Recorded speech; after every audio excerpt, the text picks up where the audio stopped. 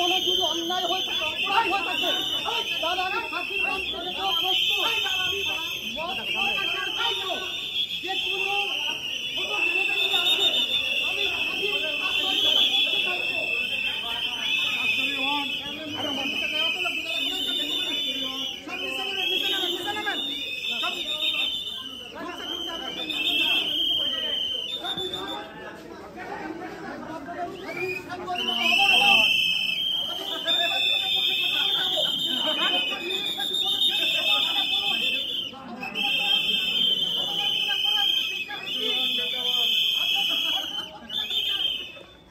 জি, আজকে সাংবাদিক মঞ্জুরুল আলম পান্না, তার পক্ষে আমরা বিজ্ঞ আদালতে জামিনের জন্য প্রেয়ার করেছিলাম। আমরা সাবমিশন রেখেছি যে একজন সাংবাদিক, তিনি আমাদের জাতির দর্পণ স্বরূপ।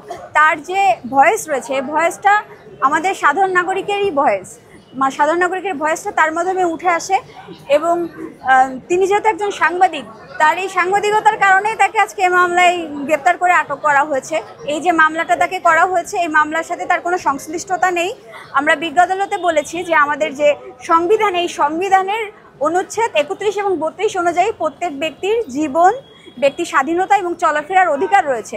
আজকে যে তাদেরকে এই অবৈধভাবে আটক করা হয়েছে, এটা তাদের এই মৌলিক অধিকার যেটা রয়েছে, তাদের মৌলিক অধিকার প্লাস মানবাধিকার সব কিছুই লঙ্ঘন হচ্ছে।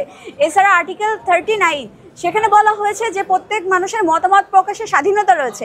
আজকে এই যে মামলার বিষয়বস্তু, একটি আলোচনা সভা ছিল, সেই আলোচনা সভার বিষয়বস্তু ছিল মুক্তিযুদ্ধ এবং সংবিধান বিষয়ক আলোচনা সভা।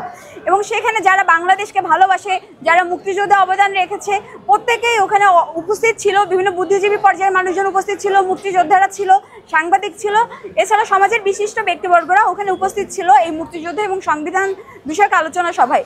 এবং ওই সময় এই আলোচনা সভার পূর্বেই কিন্তু যে আইনগত প্রসিডিওর রয়েছে, যে ডিএমপি থেকে অনুমোদন নিয়ে এই আলোচনা সভাটা আয়োজন করা হয়েছিল, সেখানে আইন শৃঙ্খলা বাহিনীর উচিত ছিল যে তাদেরকে প্রোটেকশন দেওয়া।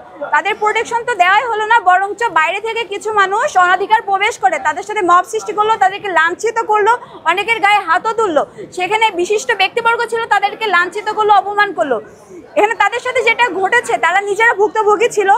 সেটা পেনাল কোডের 323, 325, 500, 506 এগুলো কাভার করে এই ভুক্তভোগীদের ন্যায় বিচার দেওয়া যেত। কিন্তু আমরা কি দেখলাম যে তাদেরকে রাষ্ট্রবিরোধী আইনে মামলা দিয়ে তাদেরকে কোর্টে প্রেরণ করলো। এবং যে ধারায় মামলা করেছে, এটাতে যে ধারায় মামলা করেছে সেখানে বলা হচ্ছে যে রাষ্ট্রের সংহতি নষ্ট, রাষ্ট্রের সম্পদ নষ্ট এবং রাষ্ট্রের জননিরাপত্তা বিঘ্ন ঘটে এমন কোনো কার্য করলে এই ধারাতে অন্তর্ভুক্ত করা যায়। কিন্তু আমরা দেখছি যে এখানে সাংবাদিক, মুক্তিযোদ্ধা এবং সমাজের শুভচিন্তক যারা রয়েছে, তাদেরকেই এই মামলার ভুক্তভোগী করা হচ্ছে। যে কনস্টিটিউশনে যে রাইট রয়েছে 39, এটা সম্পূর্ণরূপে লঙ্ঘিত হয়েছে। আমরা বিজ্ঞ আদালতে ন্যায় বিচার চেয়েছি। বিজ্ঞ আদালত পরবর্তীতে শুনানিতে নামঞ্জুর আদেশ দেন। আমরা এই আদেশের সংক্ষুব্ধ, আমরা পরবর্তীতে উচ্চ আদালতে ন্যায় বিচারের জন্য যাব।